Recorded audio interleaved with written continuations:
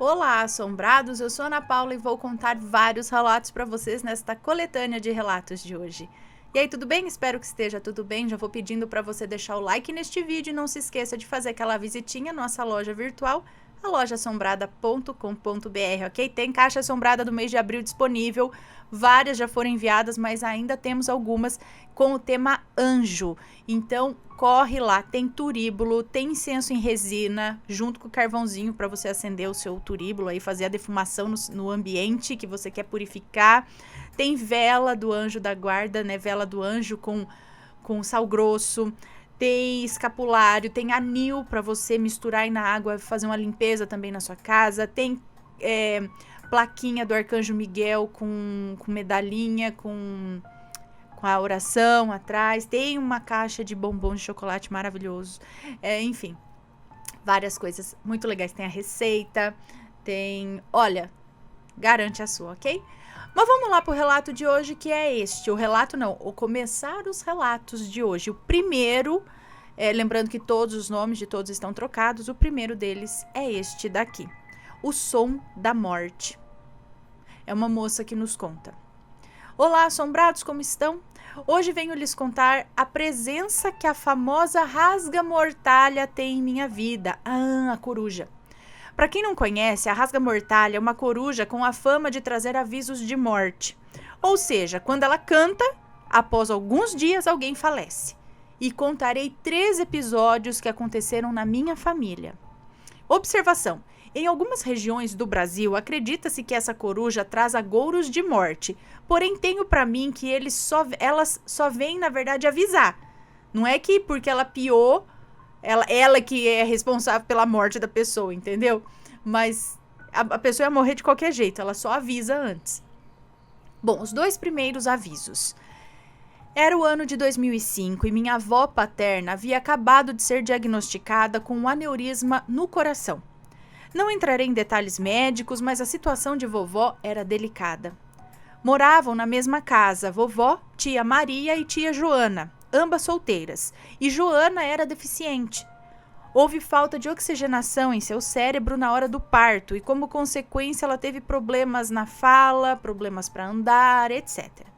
Vovó, mesmo antes de descobrir que estava doente, sempre dizia que caso ela morresse antes de Joana, ela viria buscar Joana para ficarem juntas no paraíso. Guardem essa informação. Maria não tinha paciência com nenhuma das duas. Às vezes, no auge do estresse, agredia ambas. Nossa. Por isso, vovó não queria falecer e deixar Joana sob os cuidados de Maria. Passou alguns meses e, apesar da doença, vovó estava bem. Entramos no ano de 2006 e, por volta do mês de abril ou maio, durante a madrugada, ouviram um pássaro cantando durante a madrugada. E esse pássaro cantou a madrugada inteira. As 3 dormiram no mesmo quarto. Maria, já incomodada com aquele pássaro, comentou com vovó que estava de saco cheio. E então a vovó disse assim: "Deixa o passarinho cantar, minha filha. Se Deus quer assim, assim será." 13 dias depois, vovó se levantou para ir ao banheiro durante a madrugada, teimosa como era, foi no escuro mesmo. Apesar dos filhos terem dito a ela que pedisse ajuda e acendesse todas as luzes pelo caminho entre o quarto e o banheiro. Eram umas 4 da manhã e, por estar muito escuro, após usar o banheiro, vovó acabou caindo de maneira bruta no chão, fazendo com que o seu aneurisma se rompesse. Correram para o hospital, mas na tarde daquele dia, vovó veio a óbito, nos deixando completamente abalados por sua ida tão repentina. Como eu a amava, gente! Vó é um pedaço do paraíso na terra. Então ficaram Joana e Maria, sozinhas naquela imensidão de casa. Apesar da perda, Maria continuava uma pessoa horrível com Joana. 15 dias após vovó morrer, tia Maria ouviu aquele pássaro cantando novamente. E 3 dias depois, Joana sofreu um mal súbito que causou o seu óbito antes do fim daquele mesmo dia.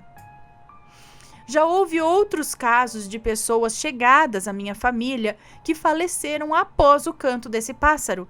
Mas para não ficar um relato muito longo, vim trazer os 3 principais que aconteceram diretamente com a minha família. O terceiro episódio, então, aconteceu em março agora de 2023. E fui eu mesma quem ouviu o pássaro. A avó do meu marido estava doente, fibrose no pulmão, já em estado terminal quando descobriram. Novamente não entrarei em termos médicos, mas quando ataca o pulmão, à medida que vai se alastrando, o paciente não consegue respirar. Enfim, ela ficou quase 1 ano doente antes de falecer, superando todas as expectativas médicas, que haviam dado a ela 4 meses de vida somente. Dona Sônia estava muito mal e, após um período internada, voltou para a casa dela. Eu acordei durante a madrugada com o canto de um pássaro, diferente de todos que eu já ouvi aqui na roça. Eu e meu marido somos gamers. Às vezes a gente vira à noite jogando. Então conheço o canto dos passarinhos quando o dia está raiando. Mas esse canto era um pouco diferente dos demais. Fiquei ouvindo aquele canto por uns segundos, tentando deduzir o horário no palpite, sabe? Era umas 4:30 da manhã de uma sexta-feira. Na parte da tarde, por volta das 2 da tarde, a dona Sônia precisou ir às pressas para o hospital, pois sua oxigenação estava baixíssima e ela precisava ser internada. Ela foi piorando e na segunda de manhã pediu para vir para casa, sob termo circunstanciado. Comprou um saquinho de pirulitos e chamou todos os seus filhos, netos, noras e genros para se despedir deles. Ela já havia aceitado que sua hora estava chegando e estava em paz com isso. Ela queria saber que eles ficariam bem com a sua partida. Deu um docinho para cada um e um abraço em todos, sendo levada às pressas ao hospital novamente. Ela não conseguia respirar. E às 8:30 daquela segunda-feira, às 8:30 da noite, Dona Sônia faleceu, deixando toda a sua família abalada. Seus filhos a amavam demais. Bom, foram esses os relatos de hoje, Aninha. Vou espirrar. Sim. Perdão. Bom, então, parece que assim, a pessoa ia morrer mesmo. Só que esse pássaro vem alguns dias antes, justamente para avisar. Pra quê? Por que esse pássaro canta perto da morte da pessoa? Fica ali a madrugada toda cantando. Será que ele sente e vem fazer o quê? O que seria? Se alguém tiver uma explicação, por favor, alguma outra explicação. Talvez não seja avisar. Talvez ele venha fazer outra coisa. Encomendar a alma. Eu não sei. Não é para todos, né, que isso acontece. Para alguns. Não sei. Mas é interessante, isso acontece. O que eu ia falar? Tem a história daquele gato, lembra? Que vivia num hospital ou num asilo, não sei. É um gato. E onde ele deitava, se ele entrasse no quarto de uma pessoa e se deitasse ao lado daquela pessoa, podia saber que aquela pessoa ia morrer em dias. Era batata, o gato deitado do lado da pessoa, a pessoa morrer depois. Ele meio que sabia quem ia morrer e ele ficava ali do lado um pouco antes. Algo assim. Próximo relato, meu pai chamou o diabo e ele veio. É uma moça que nos conta. Oi, Ana e Assombrados, eu vim contar o meu segundo relato, Ana. O meu nome é Flor. Essa história aconteceu com meu pai.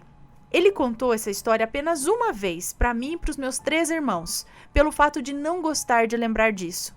Mas após pedir muito para ele contar novamente e permitir que eu enviasse a vocês, ele contou, para que todos fiquem cientes de que não devemos chamar coisas ruins. Elas ouvem. Bom, Ana, meu pai é um homem sério, de 47 anos, porte físico de 20. Meu pai sempre amou contar a sua história e ele contou essa para mim e para os meus irmãos quando meu irmão mais velho bateu o pé na cadeira e chamou o diabo. Meu pai não gostou nem um pouco de ouvir o meu irmão chamando esse nome. Então ele nos chamou... Ai, que susto, falando de chamar o diabo... Falando o diabo aparece o rabo. O Matheus batendo na janela aqui de branco ainda. Ai, ai. Bom, sou um anjo. Cadê? Tá, meu pai não gostou nem um pouco de ouvir o meu irmão chamando esse nome, então ele nos chamou para sentar na sala, pois ele ia contar uma história. E agora meu pai contando, vamos lá. É o pai dela contando. Não é uma história muito assombrada, mas é algo que aconteceu comigo e serve de exemplo para muitos. Na época eu tinha 17 anos e gostava muito de sair e curtir as festas com os meus amigos, essas coisas. Mas chegou um final de mês que eu estava quebrado, sem nenhum tostão para sair. Eu não gostava de pedir dinheiro pro meu pai, porque ele trabalhava duro para manter a casa com 8 filhos e a esposa. Minha mãe não trabalhava. Eu trabalhava também, mas aquele final de mês eu não tinha recebido. E naquela semana tinha um show que todos os meus amigos estariam. Eu fiquei louco para ir, mas não tinha dinheiro nem para pegar o ônibus. Então eu estava muito pé da vida por não ter recebido e não poder ir ao show. Vindo da casa do meu tio, lá pelas 9 da noite, naquela rua escura e sem movimento, eu comecei a reclamar em voz alta. Mas que porcaria! Nunca tenho dinheiro para nada. Eu não tenho um carro, não tenho roupa boa. Eu queria mudar de vida. E se o diabo aparecesse na minha frente, eu ia querer fazer um pacto. Mas isso não existe, porque se existir, eu queria ver. Essas foram as palavras que saíram da minha boca em meio a tanta raiva. Cheguei em casa, tomei meu banho e fui me deitar. Para vocês entenderem melhor, o meu quarto era pequeno, mas tinha uma janela enorme de vidro, com grades de ferro. Tinha uma cortina que ia até embaixo, cobrindo toda a janela. Essa que dava para um quintal pequeno, onde ninguém tinha acesso. Havia uma cama de solteiro em frente à janela e um guarda-roupas do lado da porta do quarto. Eu sempre durmo cedo. Cheguei em casa por volta das 10h20 da noite, tomei banho e fui deitar por volta de umas 11 horas. Mas eu não estava com sono. Então fiquei deitado, olhando para o teto. De repente o quarto ficou frio, gelado, um clima pesado. Então fechei os olhos para tentar dormir, quando escuto uma batida na janela. Abri os olhos olhando para a janela e vi uma silhueta em pé ali na janela do lado de fora. Cobri a cabeça com a coberta, cheio de medo, quando escuto pela segunda vez a batida na janela. Eu fiquei com tanto medo que eu achei que eu ia fazer xixi na calça. Eu já não sabia nem rezar o Pai Nosso mais, quando veio a terceira e a última batida. Nesse momento eu falava para mim mesmo em pensamento: me perdoa, meu Deus, me perdoa, não deixa isso me levar não. Comecei a chorar, comecei a me tremer todo. Foi então que comecei a sentir o ar fresco voltando e aquele peso que estava no quarto indo embora. Após esse dia, nunca mais falei esse nome, nem chamei coisa ruim, não. Bom, agora sou eu a Flor de novo, Ana. Realmente, eu nunca vi o meu pai com tanto medo contando essa história. Isso mexe com ele até hoje. Nunca ouvi ele chamar ou xingar um nome ruim. Ele não é religioso, mas também não abusa, não. Essa foi uma das histórias que aconteceram com ele. Esse foi o relato, Ana. Não é muito assustador, mas devemos tomar cuidado com o que sai de nossas bocas quando estamos com raiva, principalmente. Um beijo para você, muito obrigada. Sim, e eles dizem que quando são 3 é sinal do diabo, né? 3 arranhões, 3 batidas, às 3 da manhã, sabe? Eu acho que foi a Lorraine Warren que falou uma vez em alguma investigação que eu estava assistindo aí, que eu vi, ou algum filme também ela fala isso, desse negócio, desse sinal dos 3. São 3 garras, são 3 arranhões, 3 batidas. Geralmente é o diabo que faz isso.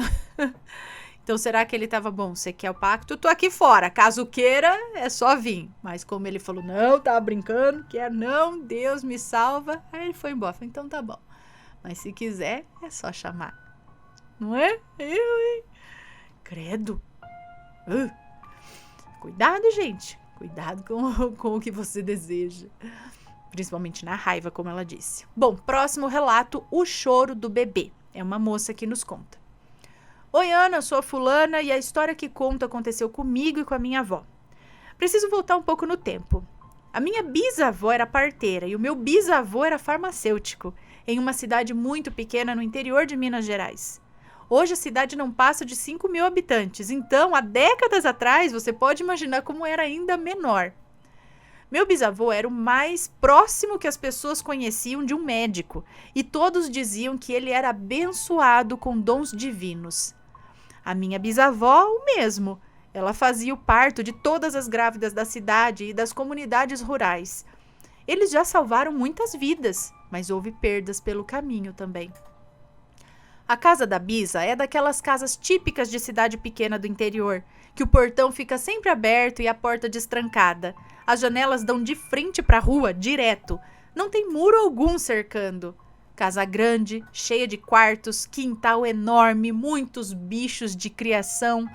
Gerações inteiras da nossa família foram muito felizes lá. Festas de Natal com a casa lotada, aniversários, era tudo uma festa. Meu bisavô faleceu relativamente jovem, no fim da década de 80. Os filhos todos criados e cheios de netos. Fui a primeira bisneta, mas ele não chegou a me conhecer. Eu sempre amei ir para a casa da Bisa.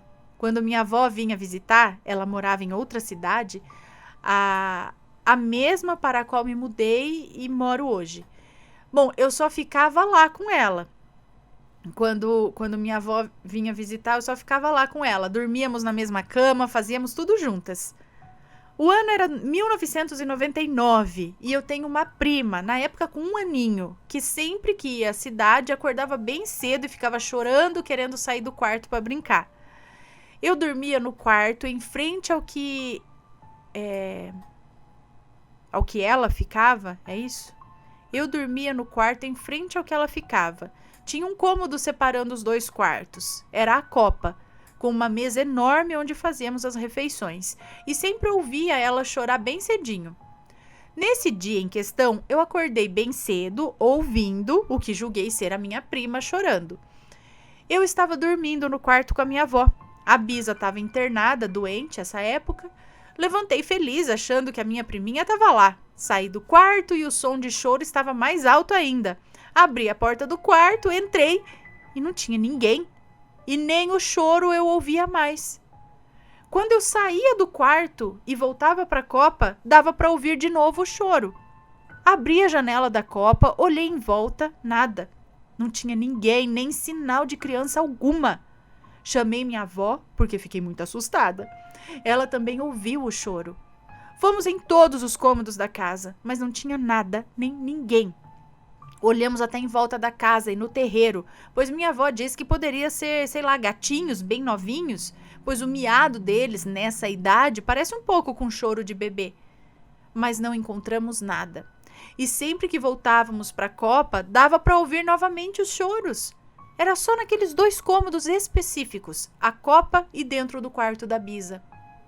Minha avó, para não me assustar, deu uma desculpa qualquer e me distraiu com outras coisas. Na época eu tinha 8 anos. E não pensei muito mais sobre aquilo. Na mesma semana, minha Bisa teve uma melhora no hospital e foi embora para casa. Muitos anos depois, minha avó me contou que naquele dia ela ficou muito assustada, que diariamente ela ouvia o choro de um bebê naquele mesmo lugar. E era sempre de manhã cedinho. E que os choros só pararam quando a Bisa voltou do hospital. Muitos bebês desencarnaram pelas mãos da minha Bisa. Tipo, desencarnaram nas mãos dela, né? Na época em que ela era parteira. E a sua salinha era naquele mesmo lugar onde hoje é a copa. A Bisa era uma pessoa de muita luz, com um dom muito lindo, que nunca estudou e que fazia verdadeiros milagres naquela salinha de parto. A minha avó acredita que tenha sido os bebês que ela sempre acolheu ali, que de alguma forma a ajudaram a voltar para casa. Entendi. Porque ela estava doente no hospital. E nesse momento que ela estava no hospital, escutava-se o choro dos bebês. Eu sei que não é um relato muito assustador, mas foi a primeira de algumas experiências que eu tive com algo que eu não podia explicar racionalmente. A Bisa faleceu pouco mais de 1 ano depois desse acontecido. E antes da partida dela, houve outra situação sobrenatural muito mais intensa, a qual contarei em outra oportunidade. Muito obrigada, estaremos esperando. Um beijo para você. Então, porque acontece, né? No sítio ela ainda fazia muito ali, fazendo os partos, ajudando, salvando vida dos bebês e tal, mas alguns casos, que a gente sabe, né, até hoje, alguns casos necessitam de uma UTI, né, prematuridade, né, tem os prematuros, tudo. Alguns não dá, não ia dar para levar, para conseguir sem uma UTI, sem um medicamento específico, né, que hoje em dia a gente tem os recursos em cidades grandes, ou você corre para um lugar. Naquela época, no sítio, sei lá, não tinha, né? Então, acabava mesmo perdendo um bebê ou outro ali. E era naquele local. Ela fazia o que podia, né? E realmente agora fez sentido ela falar dos choros que eu ouvia. E esses choros eram ouvidos somente no tempo que ela não estava na casa. Interessante, hein? Próximo relato. Proteção na estrada. É uma moça que nos conta. Olá, Ana. Olá, assombrados. Meu nome é Fulana. E esse episódio aconteceu lá pelo ano de 1995. Durante toda a minha infância e até a adolescência, eu dormia no mesmo quarto que a minha irmã. E várias vezes durante a noite eu via uma esfera, tipo do tamanho de um melão, pairando por cima da minha cama. Essa esfera era extremamente brilhante e branca. Minha mãe também já tinha visto. Não me dava medo, pelo contrário. Eu tinha uns 5 para 6 anos e como minha mãe tratava isso como algo bom, eu também via dessa forma. Minha mãe dizia que era a visita do meu anjinho da guarda. Então eu não tinha medo. Uma vez, eu e minha prima, eu com 5 e ela com 6 anos, viajamos com um casal de tios nossos, que na época morava em uma cidade a uns 250 quilômetros de distância da minha cidade. Era a primeira vez que estávamos indo viajar para longe de casa. Meu tio adorava viajar à noite, dizia ser mais seguro e calmo. E lá fomos nós, meu tio, minha tia, minha prima, eu e as 2 pinchers deles, que botavam medo em qualquer um, como um bom pincher faz, né? A viagem ia bem, até que o carro teve um problema.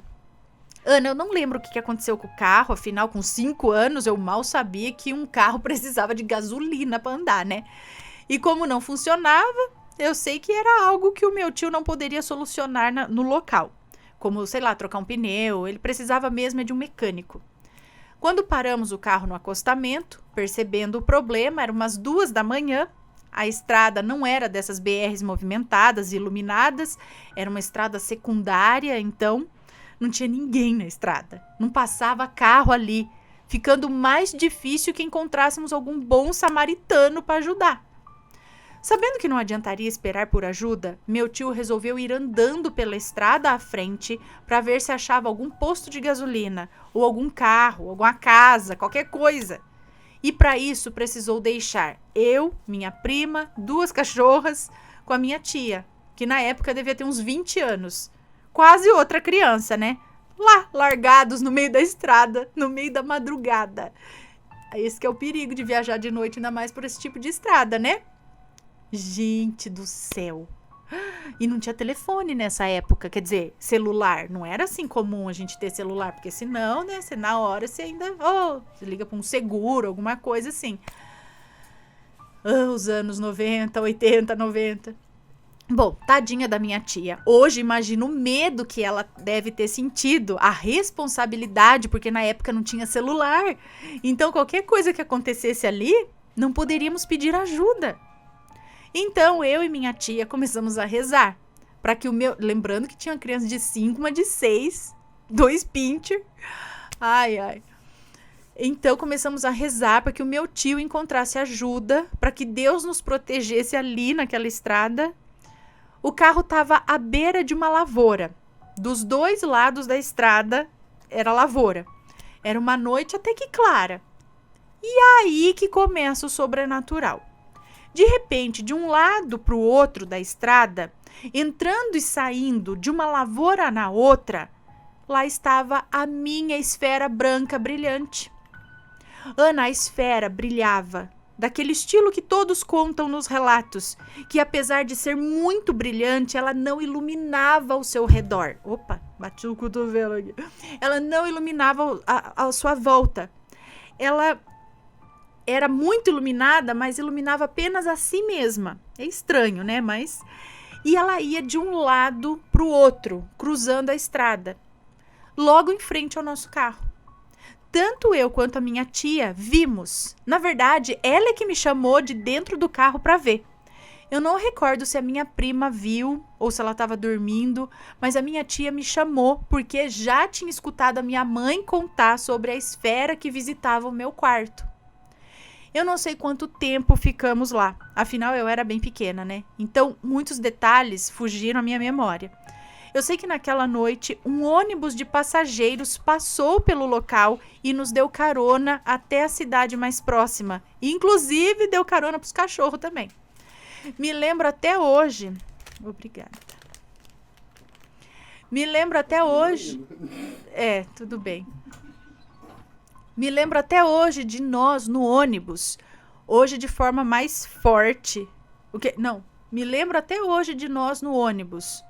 Hoje, de forma mais forte, sinto que aquela luz não era apenas uma visita no meu quarto, mas sim um anjo ou um ser superior que cuidava de mim.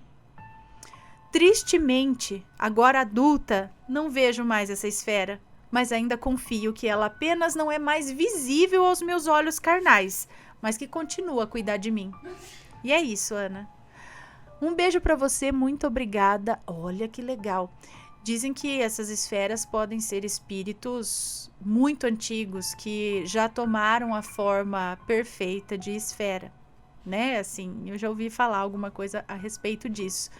Então, realmente um protetor, porque não te dava medo, não fazia nada de, né?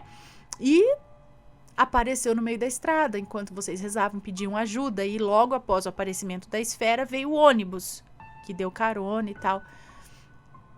E é um lugar que não passava quase ninguém, e alguém poderia passar e passar reto também, né? Muito interessante, muito legal. Eu já vi outros relatos aqui de pessoas que também viam essas esferas dentro do quarto. Interessante. Próximo relato, que é da mesma moça, tá? Esse próximo relato é da mesma moça aí que viu a esfera brilhante. Brincadeira do copo. Oi, Ana, assombrados, esse é o segundo relato enviado para o canal. Bom, vamos lá. Minha mãe tem uma loja de artigos religiosos há quase 35 anos. Em geral, são produtos de Umbanda. Então, essas coisas sobrenaturais nunca foram um tabu ou estranhas para nós, mesmo enquanto éramos criança.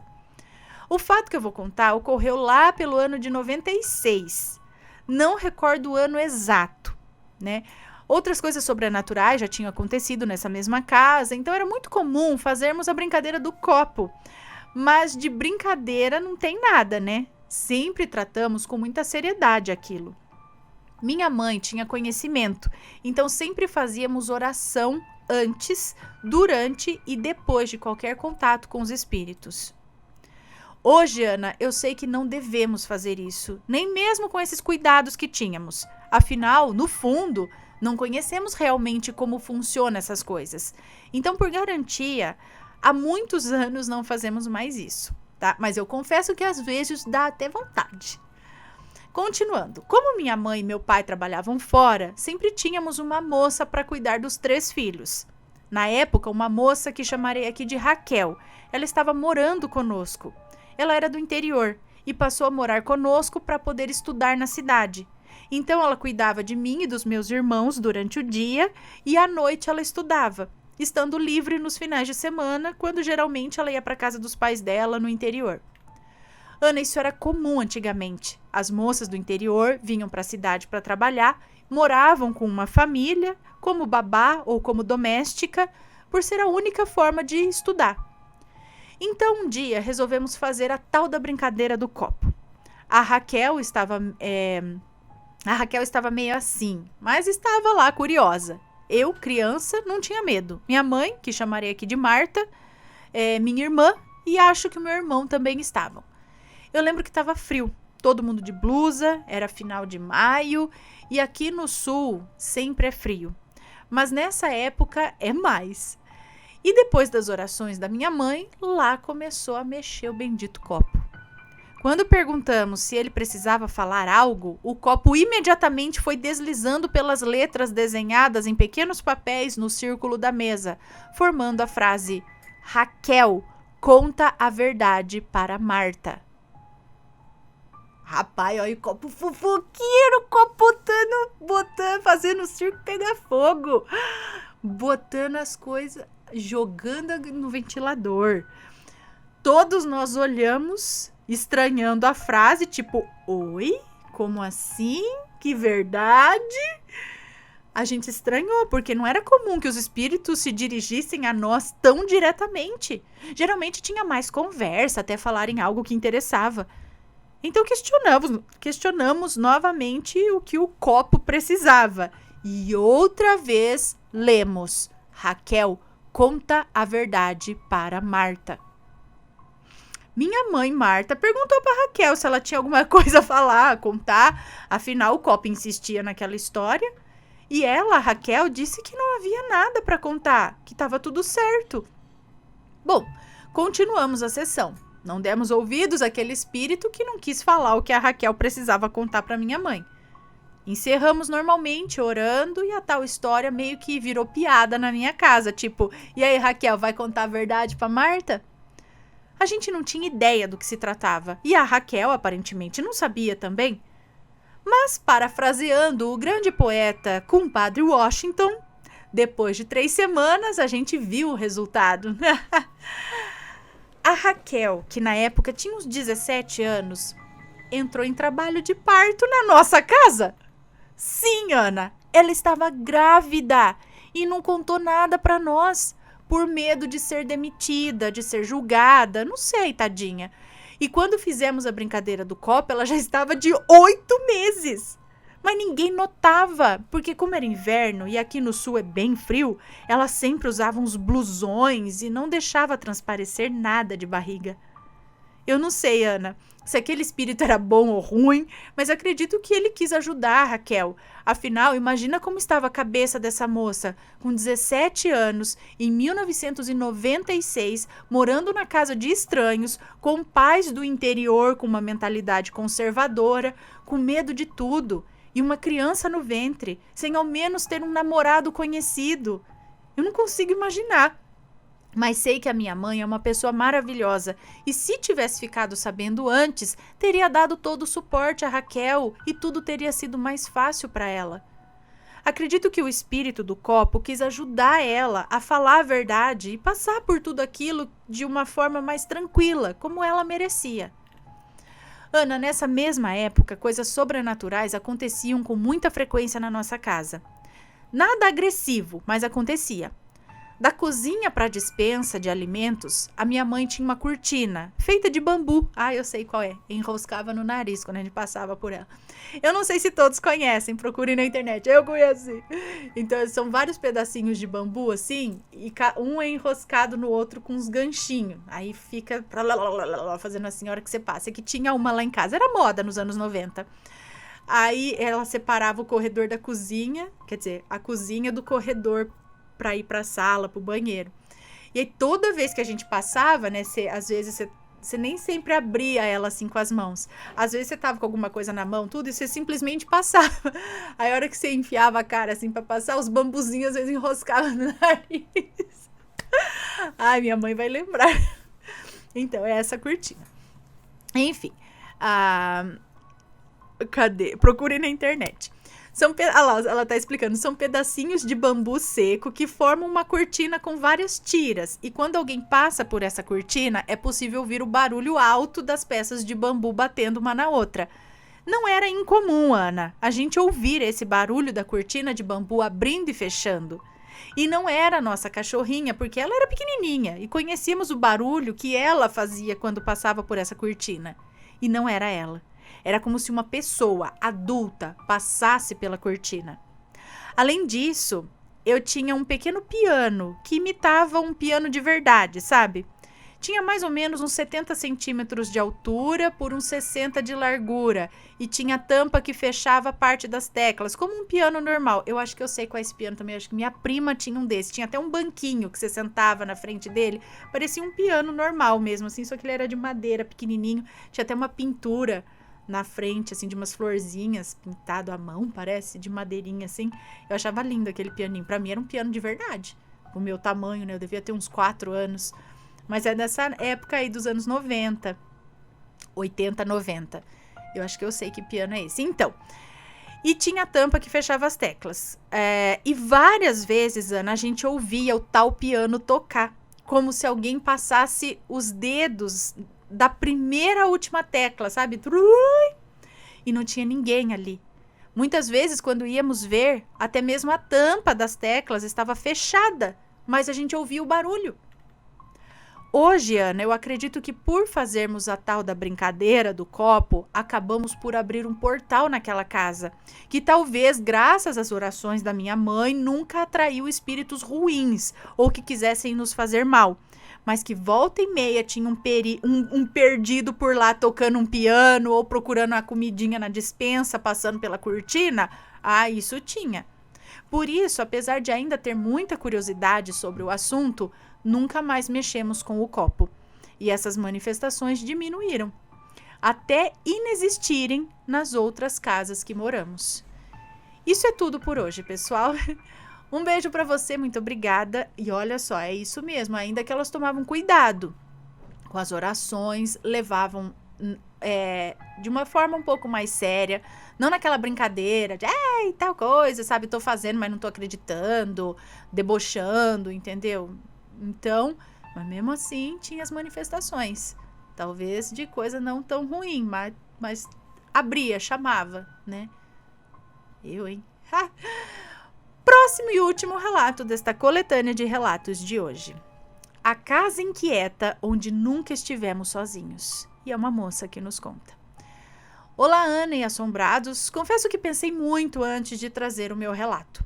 Mesmo sendo fã do canal e adorando os vídeos, lembrar das minhas histórias é algo totalmente diferente. Por anos, eu quis acreditar que tudo que eu vivi naquela casa foi imaginação. Um medo potencializado e exteriorizado pela mente de uma criança com medo. Mas é inegável. Havia algo naquele lugar e, infelizmente, eu não fui a única prejudicada. Bom, vamos então ao relato de experiências sobrenaturais que me impedem de dormir sozinha e de luz apagada até hoje e que por diversas vezes foram assunto nas minhas sessões de terapia com a minha psicóloga. Quando eu tinha 3 anos e meu irmão tinha 7, meus pais se mudaram para uma casa muito bonita e aconchegante. Todos adorávamos aquela casa. É estranho lembrar de tudo que se passou depois, né? Eu nunca esquecerei a primeira experiência sobrenatural que eu tive. Me lembro de estar na sala, sozinha, brincando, quando de repente olhei para a janela e vi um rosto todo deformado me observando, no canto direito, na parte de cima da janela. Me lembro de ser tomada por um medo tão grande. Eu chorava, eu gritava, apavorada. Minha mãe veio correndo, me pegou no colo para ver se eu havia me machucado, né? Eu só tinha 4 anos, Ana, mas isso nunca saiu da minha mente. A partir daí, eu passei a ser muito sensível ao sobrenatural. Eu ouvia vozes, eu sentia algo se aproximando, eu via vultos. Eu e meu irmão sempre fomos muito próximos e somos até hoje. Então chegou um momento que eu decidi compartilhar tudo o que acontecia. Eu decidi compartilhar tudo o que acontecia comigo, compartilhar com ele. E é claro, ele também passava pelas mesmas coisas. Me lembro de acordar com ele me chamando de madrugada, pedindo para eu ir dormir no quarto dele. Porque ao levantar para beber água no escuro, ele havia trombado com uma figura de um homem alto e escuro que surgiu de repente em sua frente. Depois de um tempo, não dormíamos mais sozinhos. Todos os dias eu levava o meu colchão para o quarto dele ou ele trazia o dele para o meu. Éramos tão atormentados que não levantávamos mais sozinhos para nada. Sempre íamos juntos e acendendo todas as luzes da casa. Conforme fomos crescendo, as coisas pioraram.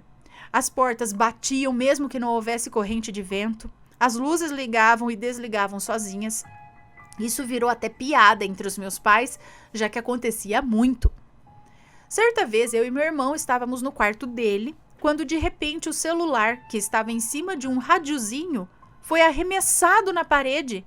Assim, sem mais nem menos.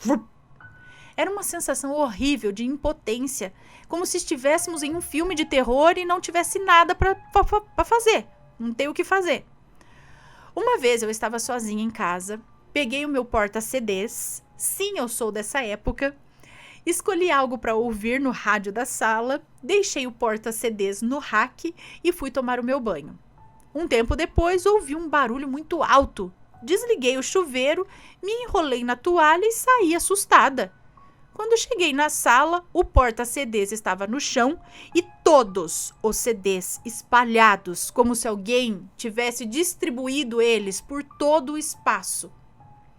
Ana, estava tudo fechadinho, não havia vento. E imagino que não tinha como escorregar sozinho de lá de cima, depois de tanto tempo que eu já havia deixado, né, o porta-CDs ali. Mesmo que por descuido, se eu tivesse deixado no canto, prestes a cair, não ia espalhar desse jeito. Sem falar que parecia que os CDs haviam sido cuidadosamente espalhados. Não caiu e jogou assim, sabe? E as coisas continuavam a acontecer. Portas batiam, luzes apagavam e acendiam sozinhas. Quando eu tinha 14 anos, nasceu meu irmãozinho mais novo, o qual é o amor da minha vida até hoje. Certo dia, estava deitada na cama da minha mãe, brincando com ele, quando de repente senti a cama se mexer e afundar, como se algo muito grande tivesse subido nela. Um frio subiu na minha espinha, eu me arrepiei toda. Senti uma presença horrível. De súbito, peguei meu irmãozinho no colo e saí gritando, igual uma doida. Meu irmão mais velho, que nessa época tinha 18 anos, veio correndo ao meu encontro e eu só consegui dizer: "Tem alguma coisa na cama." Ele entrou e começou a repreender. Ele disse que viu um vulto sair da cama e ir para o canto do quarto. Nós oramos, repreendemos e tudo seguiu em paz durante alguns dias. Um tempo depois, eu estava deitada na minha cama, meio preguiçosa, enrolando para levantar, quando ouvi um cochicho vindo dos pés da minha cama, chamando pelo meu nome. Fiquei paralisada de medo por alguns instantes, até que levantei e fui correndo até minha mãe. Só estávamos eu, ela e o meu irmãozinho em casa, e ela estava saindo para a academia. Naquele dia eu senti algo tão pesado que eu pedi para ela não ir, pedi para ela ficar em casa comigo. O som foi claro, era um cochicho, era o meu nome e vinha de dentro do meu quarto. Certa vez meu irmão e eu estávamos na frente da casa de uma amiga muito querida e nos sentimos à vontade para dividir com ela e outros amigos o que já nos acontecia há anos. Eu estava de lado, encostada no muro baixo da casa dela, quando de repente alguém assoprou meu ouvido. Era um sopro forte. Nossos amigos que estavam conosco viram até o meu cabelo balançar e a minha expressão de terror. Era uma noite quente de verão, não tinha nenhuma brisa. Foi inegável, todos viram. Ficamos com tanto medo que resolvemos mudar de assunto e não falar mais nisso. Só sei que até hoje eu durmo com alguma coisa cobrindo as minhas orelhas. Ana, claro que os meus pais sabiam sobre tudo isso, até porque sempre que acontecia algo de diferente, como nessa noite do sopro, eu acabava levando o meu colchão e dormindo no quarto do meu irmão ou vice-versa. Mas os nossos pais nunca potencializavam o nosso medo. Minha mãe não acreditava muito, mas o meu pai sempre era acolhedor. Dizia que Deus nos protegeria de tudo e que às vezes o medo poderia estar nos fazendo ver coisas. E assim seguimos, tentando levar uma vida normal. Anos depois, quando já estávamos crescidos e já havíamos mudado da casa, meu pai nos revelou que ele também sempre passou por coisas inexplicáveis lá. Que ele já havia visto uma figura enorme de vestimenta preta no canto da sala, coincidentemente ou não, no mesmo canto onde ficava o rádio e os CDs, que naquele dia haviam sido espalhados pelo chão. Ana, foram tantos acontecimentos naquela casa. Eu ouvia crianças rindo, cantando baixinho, eu via vultos, objetos que caíam de repente. eu cresci totalmente traumatizada. Eu tenho 25 anos, sou casada, me formo esse ano em direito, mas até hoje, quando meu marido viaja a trabalho, eu durmo com todas as luzes da casa acesa. Me considero muito sensitiva, costumo sonhar com coisas antes delas acontecerem, mas eu oro sempre para nunca mais voltar a ver, ouvir ou sentir o que se passava naquela casa. Até hoje tenho pesadelos recorrentes com ela e custo acreditar que conseguimos morar lá por tantos anos. Ana não tem explicações para o que ocorria lá. Tenho um grande respeito por todas as religiões, apesar de não conhecer a fundo as doutrinas, então talvez você e os assombrados possam me ajudar.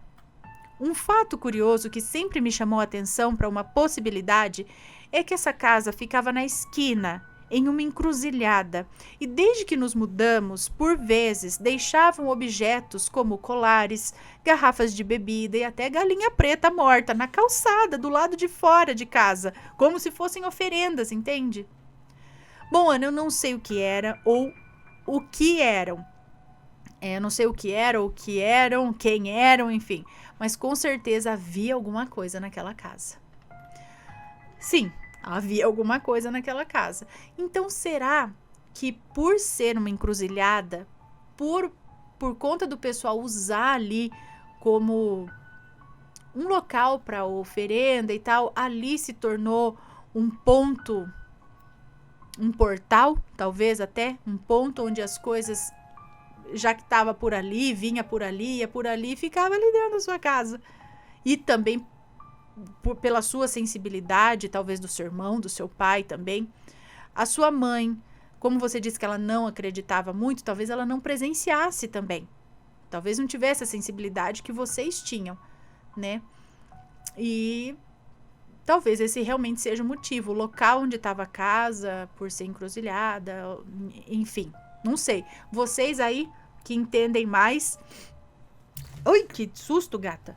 A gata pulou bem na hora que eu baixei a mão. Vocês que entendem melhor... vou espirrar. Deixem aí seus comentários. Digam o que vocês acham. Sempre com respeito, por favor. Ok, pessoal? Esses foram os relatos de hoje. Um grande beijo para vocês e a gente se vê no próximo relato. Fui! Tchau, tchau.